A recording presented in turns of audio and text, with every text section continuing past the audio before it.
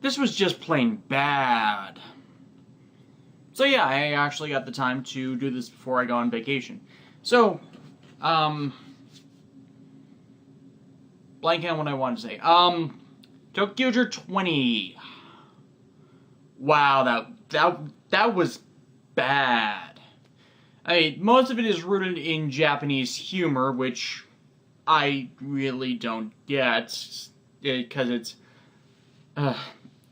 The episode actually starts off really good, which, when it's Toqger, it should be a warning sign in and of itself, in that the conductor and Ticket are still complaining about Kira's remodeling of the build Russia for easier piloting, and they're trying. The rest of the team's actually trying to make them find a way to get along, when Wright says you can't force these kinds of things. Wright said that. That's an intelligent thing from an idiot.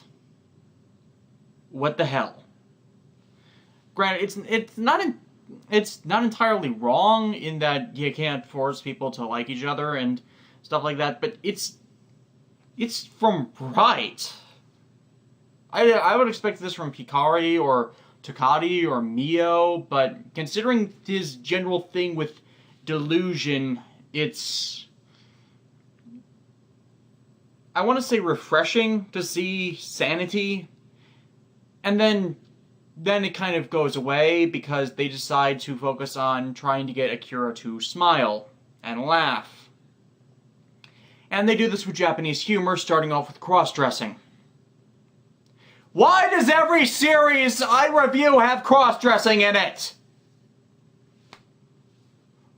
Every Japanese tokusatsu series. I swear, it's in every single one of them. It's not even used well. It's used as a... It's not even relevant to the plot. It's used as a... It's a big lipped alligator moment. It is! It's a big lipped alligator moment. It's... Why? Yeah, they drag him into the train cars and everybody's dressed in drag. Now, women wearing clothing that's usually styled for men, that's not as big a deal. But then it's, stuff that you put up the hair and do the mustache and, yeah, actual making themselves look to be like men. That's the... Everybody's in cross-dressing. And... I don't get it.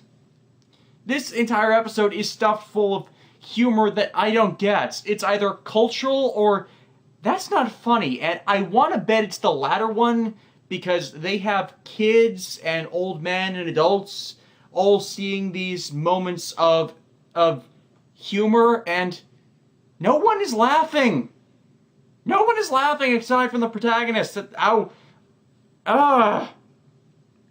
The Jack in the Box Shadow, yes, I'm just going to call it Jack Shadow, is apparently a widespread comedian, and his powers are to create sight gags, pratfalls, joke situations, like a guy being blown away by the wind, or battling the wind and having all his clothes rip off so he's just in his underwear. And that's not funny. That's just kind of cruel. And, of course, anytime they laugh, they get shut up by a spring. And... which really doesn't even do anything. Either. It's just... it's not funny. Of course, since Akira is super serious, he says, "I will smile when I die," and they're just taking all that to be... His depression and suicide is not funny, and it is framed as such, that it's supposed to be funny. And as I keep going over, that's insulting. So, they can't beat Jack Shadow, so everybody else but Wright has the idea that they need to find a way to resist laughing at things. Find a mental state where they're not thinking... like imagining,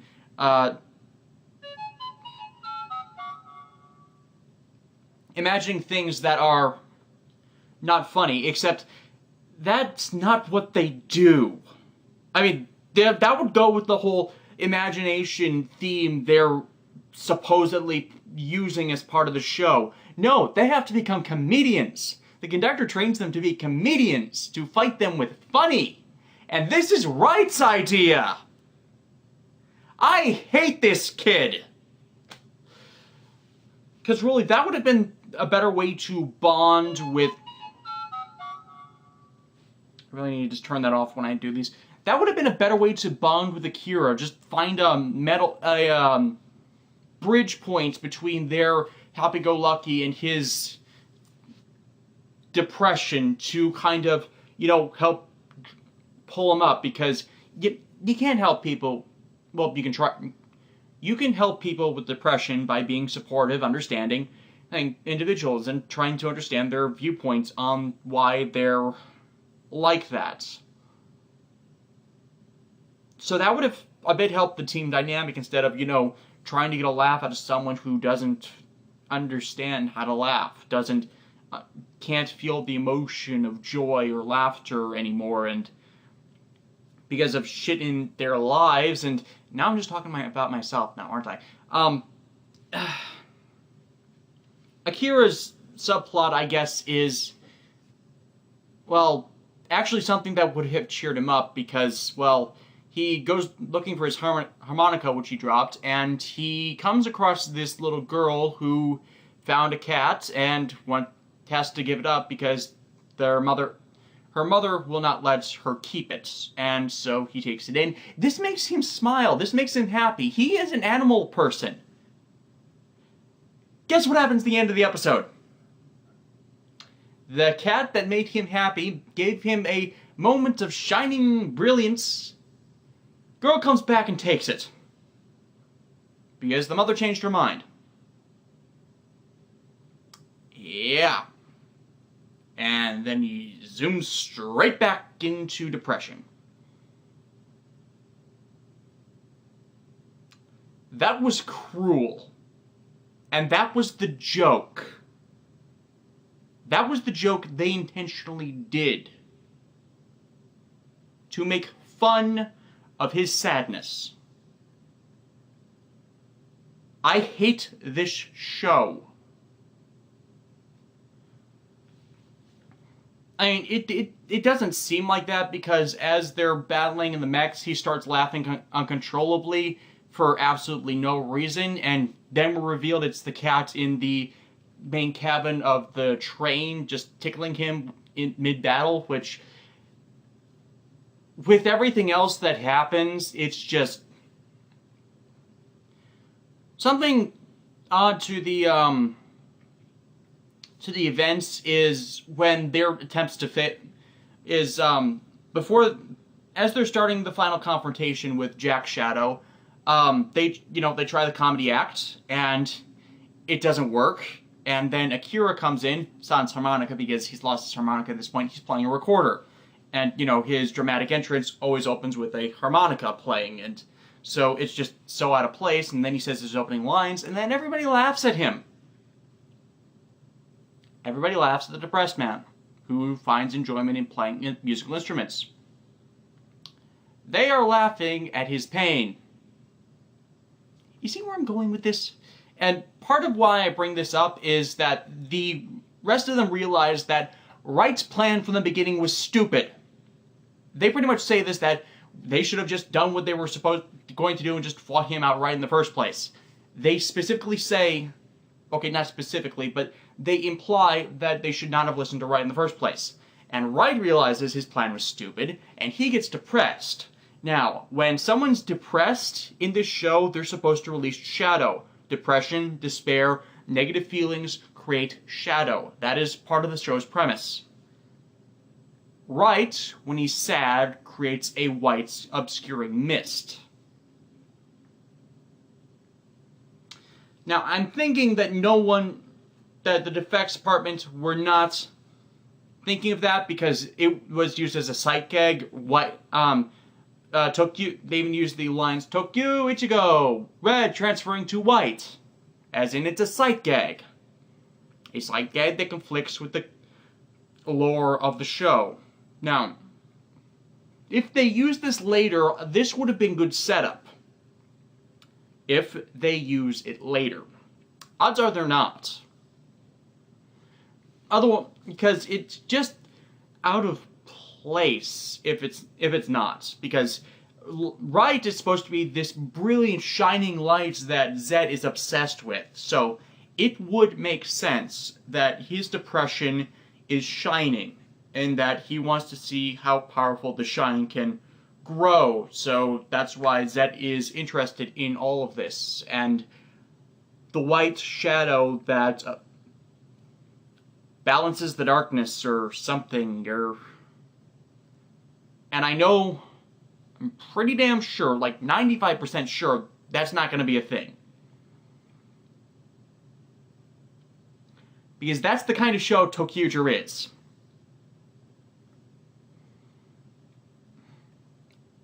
So, yeah, this was not funny at all. And worse, it was up with a pretty... Okay, it was character-driven. One of my issues with Gaim is it's not been very character-driven. It's been mainly focused on Kota and his arc, and less so on everybody else. So we got a bit of time with Kaito this episode, in that he's been struggling with how strong Kota's been getting, and yet isn't, focused on using the power, versus Kaito, who is all about proving himself strong and talented in pretty much any and every field. He's a perfectionist. We've seen this repeatedly. Hell, in the Hyper Battle video, that was kind of his thing, in that if he finds himself failing at something, he practices and gets better at it so he can, improve himself. He's a perfectionist. Yeah, that's the word I wanted to use. He's a perfectionist in all of these things and wants to show and prove his power. So he's a bit of an egotist, I guess you could say, about not being weak, supporting the whole philosophy. So Sagara comes in and has him challenge a dimensional doppelganger of Kota as he currently is with Kiwami arms. It's not very well done because it just makes it so that Sagara can instantly open dimensional tears through the Helheim. And admittedly, that is continuity. The Helheim is an alternate dimensional forest, and we've already seen the world of the Sengoku riders in the Sengoku Battle movie, and there's also all of the dimensional travel stuff from Decade and Black RX, so cross-continuity-wise, this makes sense, but that the other world Gaim would automatically go for an attacking stance, that's a bit more difficult to, what's the phrase? Weather. I'm just going to say weather. Anyways, he loses the fight, and then he's in the world of soccer. The soccer alternate Gaim reality where every one of the Beat Riders and the Energy Riders and everybody that has the Lockseed Rider gears is a soccer player. Yeah, it's a tie-in to the All Riders soccer battle movie that's also tying into the whole World Cup thing, and I'm amazed how well it worked as an episode. It's pretty much, Kaito getting through his issues of, not growing stronger by, harnessing a new talent, I should say, in that he learns to be a soccer player in this world where instead of the invest game and the dances, all of the Beat Rider teams became soccer players. Except still with the Rider gears. Yeah, that doesn't make any sense. Then again, Kamen Rider, and I've already been bashing that movie in conceptualization because it's out of place. I see it, so it'll be months before I even get to see the movie because, movie in theaters versus the DVD that requires fan subbing, and I don't know. It might turn out good because I think they set up the concepts well in this to help tie it together. In that it's an alternate reality. Cigar shoves him into alternate reality. There's something from the Helheim Forest that has created and caused and is manipulating this realm. And we get previews of Kamen Rider Mars, who uses the Golden Apple Lock Seed, and Golden Apple as an ambrosia, as an immortality, as in this is an enemy from the Helheim's past that's coming back to bite them. And that is interesting. This is how you turn a ludicrous... This is how you use a ludicrous concept to tell good stories. Granted, we knew that already with Gaim. I mean, lock seeds made out of alien fruit that create giant fruit armors. Well, giant in that they're in comparison to the fruit, not to the people wearing them. Aside from the Suika arms. But anyways, throughout the episode, Kota is trying to find Takatora and where he fought Michi, only to be interrupted by this locust thing that I swear its helmet is a monster version of Kamen Rider Black and Black RX. It's like the same oversized imagery that makes it really reminiscent of them, and yet it seems more like a locust than a grasshopper. And I was thinking, it first appears in a swarm of the insect it's supposed to be an homage to, and I'm just flashing back to the first episode of Black, where in flashback of Kotaro Nobuhiko's 18th birthday, they were attacked by a swarm of grasshoppers. Now, this is interesting, especially to me, because, you know, I've watched those series. I have good memories from the last year of doing that, and recently it was revealed at Anime Expo. It was a con in Los Angeles just the last weekend that one of the things that inspired Gen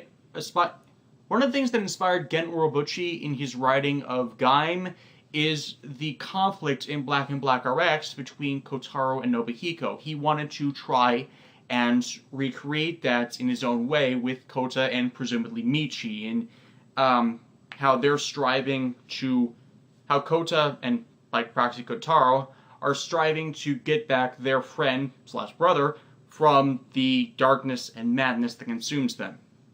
Now, Nobuhiko was forced into it, as in brainwashed, reprogrammed, and Michi, well, the madness of Michi is constantly being deconstructed right now. And yeah, I can see that. It's just that, you know, it's less obvious because he didn't see it being a straight-away thing, and so he kind of hybridized it with the Rider War of Ryuki, which made for... I admit it's hit and miss because, you know, we've got Oren, a.k.a. Bravo, we've got the Butt Monkey Jonucci, we had what happened to Hase, in that there are too many writers for its own good, and we're not really getting good use out of them as we could have had.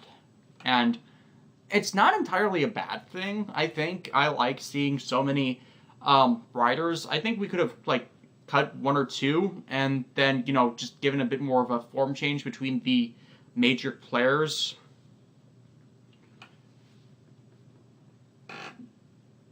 Yeah,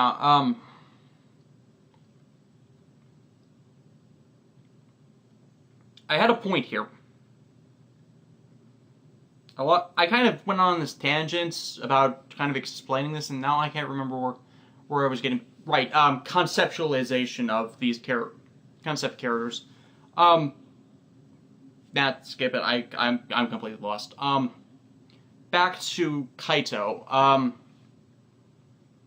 Something else I need to mention, I thought last week that the, with how the scar on Kaito's arm was healing, that it might be the influence of the Helheim fruits because they're constantly using them. I'm apparently wrong on that. That's kind of an infection, a virus, or the glowing part of it is keeping it from healing properly. So it doesn't seem to actually be healing. It's something Red U did to him, and that was just not exploration. Immediate thoughts on the subject. Sometimes I have those, and as I'm doing these, I'm getting a lot of them because you wonder if that's how the story is going, and you're like, yes, that's how it actually turned out with it, because I've been getting that a lot in the stuff I've been watching for the show, in that I am completely guessing the story elements of the stuff I'm going to be reviewing. The Gotcha Man movie. Oh wow, that was October. But I'm both glad and disappointed that it's not happening with Kaito, because the emphasis on evolution through this technology is being accented. It's just, I'm wondering if that's just going to I'm wondering if that's going to end up being a red herring, or going to cause a character growth moment with Kaito down the line. But speaking of character growth, this whole thing makes Kaito take a level in badass. Now, he's already a level in badass, but Kota throughout the episode is fighting that locust thing. Oh right, that's how I went on that tangent. And he was using multiple forms to try and fight it, and he was not doing well, only being able to chase it off. And Kaito just slams it with a combination of banana arms and then lemon energy arms, and it's like one of the reasons I like Double is he could pretty much chain his forms and finishers with abandon. O's could do the same. Fours less so, but still possible. Wizard not so much. But we've seen a bit of that with the Gaim cast, in that they can power up the basics at least 3 times. The Squash, Oliet, Sparking, or the Charge. And so he pretty much uses the Sonic Arrow to seal it so it can't get away in one of the fruit energy constructs that result from some of the finishers, and then he uses a rider kick on it. Oh yeah! And I think Kaito needed this. I think more to stay in the competition because of how Kota's kept growing and growing without any idea of what he's going to do with all of this power. Well, Kaito knows what he wants to do, but isn't growing as a character or a person that would facilitate the upgrades in Badass. So I'm still thinking there's going to be a confrontation between him and Kota eventually, but even with the difference in power tiers, I think it'll be a closer fight due to how driven the two are, just in different ways. On to Makai no Hana. This was a Mayuri-focused one, in that we finally see signs of Aris in that, well, they've sealed 6 of the slab horrors, there are only 4 left. And the one that's in this episode had Aris in it, only for Aris to run and hold itself in another horror, we think. However, it's focused on Mayuri as the cage in her that is sealing all these horrors away is fractured due to the events in the last episode, where she saw that horror-like beast, that horror-devouring beast, being abused, and she saw so many similarities in it. So she's currently damaged because she can't deal with the emotions. And this is more of an issue because Mayuri is human. She was born not long after her mother had been possessed as in she was still in the womb when her mother was possessed by a horror, and due to the mother's will, it was suppressed long enough for them to kill her and save Mayuri, as in the child. And because of that, Mayuri somehow gained the ability to seal horrors within herself. Because the mother was a Makai priest, and she apparently did something that they're still researching. But something I learned from watching Chapter of the Black Wolf, the watchdogs are dicks. I will be stressing that point in that review, but they pretty much turned Mayuri into a weapon in their war, sealing her away throughout the decades, meaning she's probably, I want to say, over 60 years old, because they only drag her out for the major problematic sealings. So she's certainly older than Raiga, possibly even Koga. And apparently emotions that Raiga and Gonza and, to a lesser extent, Crow have been trying to revive in her, treating her as a human being and not a disposable tool, is actually harmful, because when you have emotions, you can build up the dark ego, karma, inga, that helps spawn the horrors, which means it's weakening the cage. And that's pretty much what the problem, because if the cage breaks, the horrors are released, and the medium between the human world and the cage is Mayuri, meaning there's danger of her being turned into a horror. And with the cage damaged and partially open, Aris appears as, well, the devil on your shoulder, for lack of a better term, phrase, and pretty much just tempts her with making the first steps into becoming a horror, eating people, because that's what they do, and, tempting all these things that Raiga, Kuro, and the priest that was previously in charge of Mayuri's maintenance, who came to help with the maintenance of Mayuri's powers, to save her from herself. Raiga even going inside her mindscape to fight off Aris's the horror Aris used to try and get to Mayuri in this.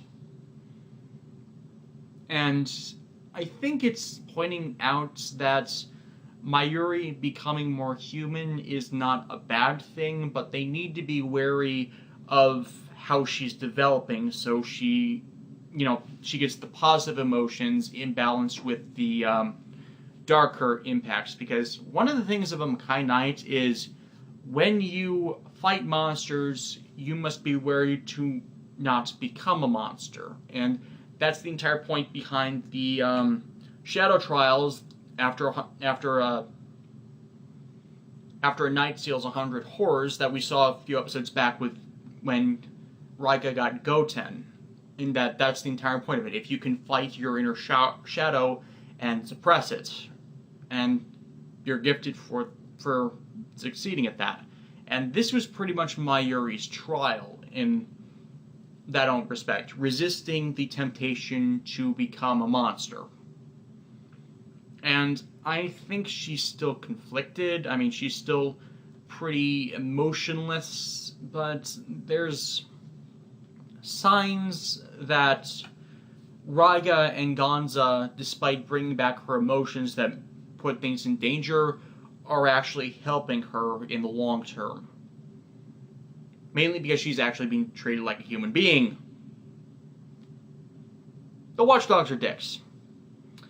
So, this was the worst Toqger episode yet.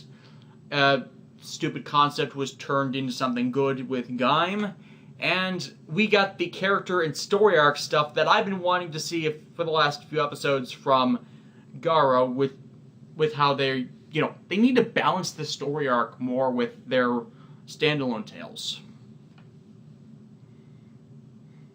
So yeah, about par for the course, really. Can't think of anything else to update on, so this is me signing off.